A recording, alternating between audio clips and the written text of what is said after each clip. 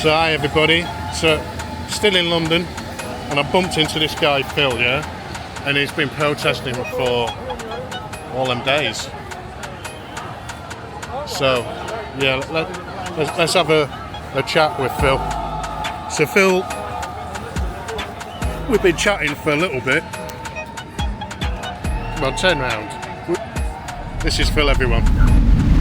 Yeah, so we've been chatting for a while, and he's a veteran. He was in the signals, and I'm not 100% sure what his protest is about. So maybe he'll just give us a quick brief on why he's protesting. Yeah, sure. So, long story short, I got involved in politics in 2020 when they started locking people in the house. Like a lot of veterans, I didn't think it was okay. I thought people should be able to make an informed decision. Yeah, I started raising my voice. I noticed I started to get attention from the authorities, which I assumed was a good thing. So that was like, when you say to do with the virus and all that, virus, lockdown, stuff right, like that. Yeah, I just thought people should make an informed decision. Yeah. So I raised my voice. I got attention. I thought it was a good thing because I've got a good history. And then I started solving political problems. And at that point, the government started trying to make my life difficult. They put me in prison before, told me I'd be there for the rest of my life. They have stopped me seeing my family, all court ordered. So how many times have you been in prison, Phil? In prison itself twice, and they've also tried sectioning me 4 or 5 times now, all of which it's been concluded that I don't have any mental health conditions, but they keep trying anyway. And you said they keep remanding you, yeah? Yeah. Arresting you, keeping you on remand. Arresting me, remanding me, and then just let NFA in you, yeah? No further action? No, not quite. So the first time they remanded me in prison, I was in prison for 6 months. And then I was transferred to a high secure forensic facility where I got told I'd spend the rest of my life. And that was ordered by a shadow police group called FTAC, Fixated Threat Assessment Centre, FTAC. They're the shadow police force for the Parliament, basically. Okay.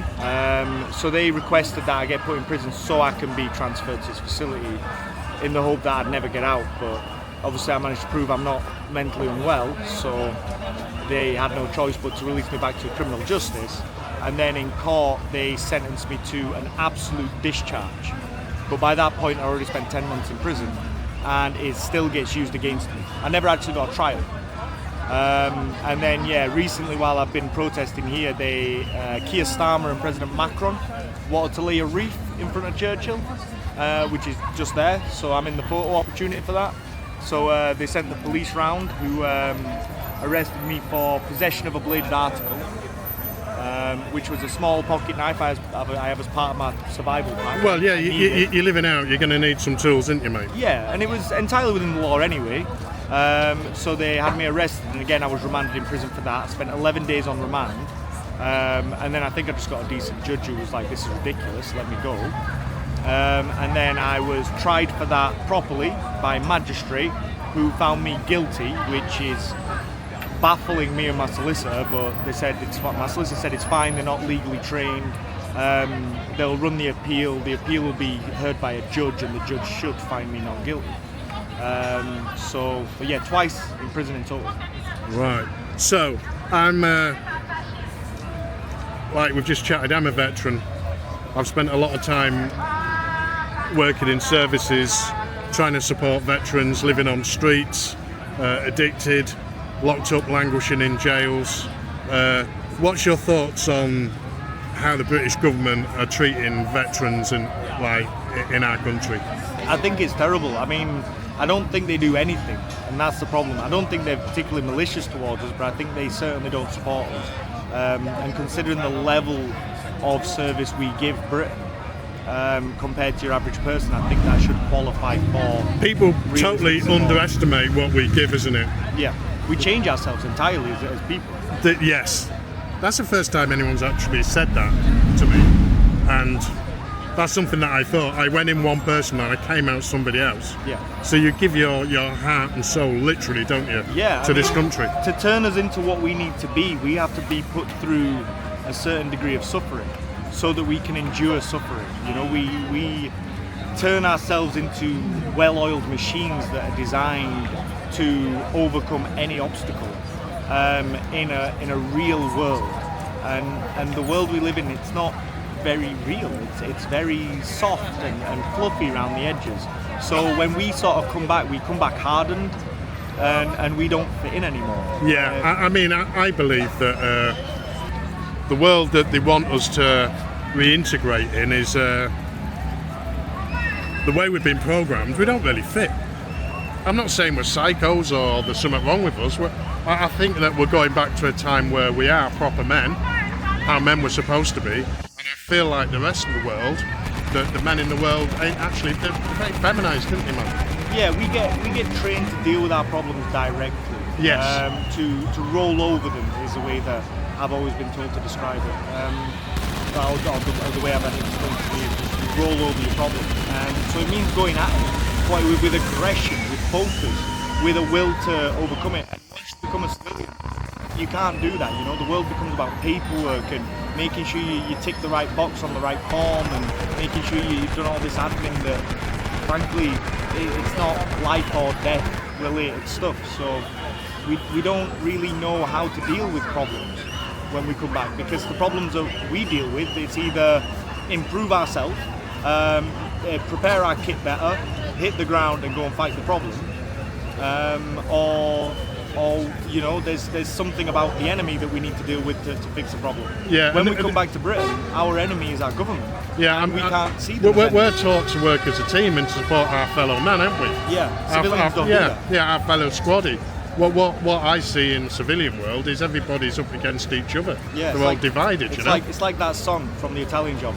We're a self-preservation society, and it's like you say, like in the army we work together. You know, we make sure the weakest man improves and the strongest man is there at the back with the weakest man, making sure we're all together. And when we get to that finish line, we finish together, and everyone's on par. But in the civilian world, it's like a race, and you've got to get to the finish line first, even if that means slowing down the people around you. No, that's you know what? I feel quite emotional hearing that, because it's kind of Sorry. No. In a good way, it's kind of taken me back to like what the world was like as a soldier, and what I believe it should be more like as civilians. Right. So if people, there's all kinds going on here. All day, every day. So you're here in Parliament Square. You're here all the time. If people want to support you, how can they do that, my friend? Best thing to do is just follow the channel. I'm Dart Evil Media on TikTok, Instagram, and X. Which is over there. Let me have a look. Just there on my bike. I've got a QR code. Up, down, across. Oh, there's the bike. There you go. So yeah, it's Dart Evil Media, DAEVIL Media. And what I'm trying to do here is I'm trying to become so big that the government can't ignore me. On my page you'll see political solutions to problems like homelessness, to food shortages, to poverty, to the real problems that British people face, and how I think we can solve them. I think most people who follow me right now are agreeing with the solutions and say that things they want to see put in place.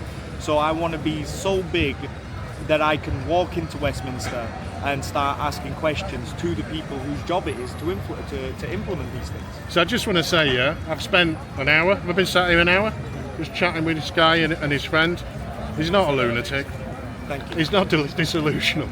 Like as my followers know, I've worked in services for a long time with people who are addicted, people who are homeless, and this guy talks sense. You know, so yeah, it's been lovely spending a bit of time with you, and hopefully anyone on this channel, I'll put his details up and follow what he's doing and listen to his voice. He's not a loud man. He's very passive. He's very quiet, but he's got a strong voice. He's got a good message. So yeah, it's been a pleasure meeting you, man. Cheers, I appreciate it. Yeah. Tell everyone this is happening. Yeah. So let's take just a final message. Go on, give us a message. Tell everyone. Just tell everyone, gossip about it. When you're at work, bring it up in conversation. The establishment is very good at controlling the narrative that we all follow. So we're all talking about the things they want us to talk about. They don't want anyone to talk about me. So I think we should all talk about me. Yeah, not in a vain way. In a let's make it so big that they can't avoid it. And I promise you, when I get to a stage where I can interview them, you'll see the difference. Lovely job. you'll see change. Thanks for your time, my friend. Thanks very much. Yeah, shake my hand on camera. Booyaka. Appreciate it.